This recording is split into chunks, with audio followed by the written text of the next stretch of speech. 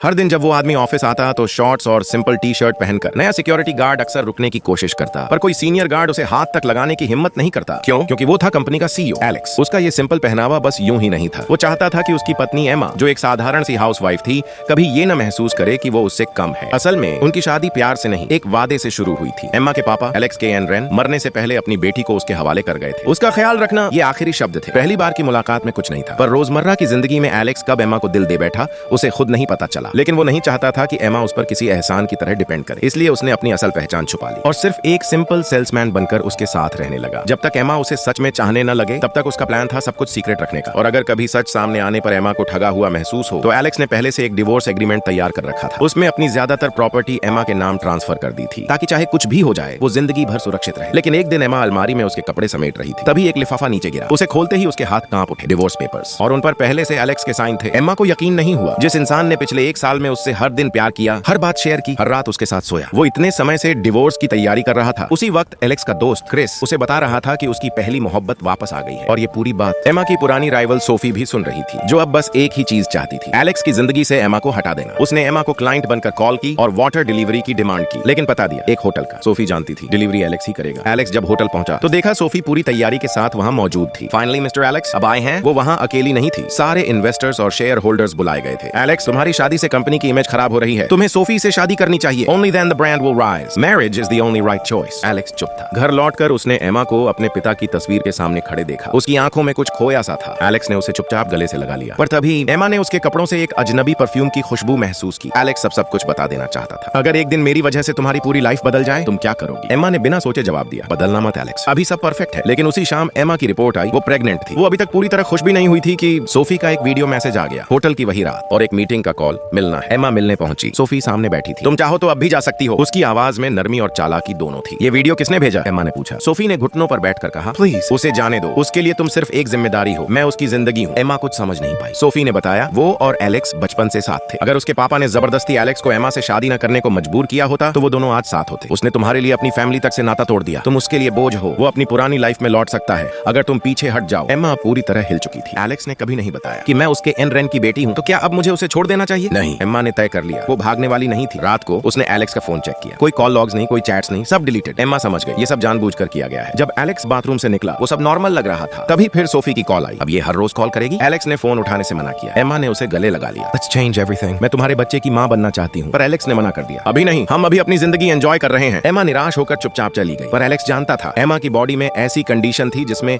Pregnancy से जान का खतरा हो सकता था। वो नहीं चाहता था कि एमा उसके लिए अपनी जान खतरे में डाले।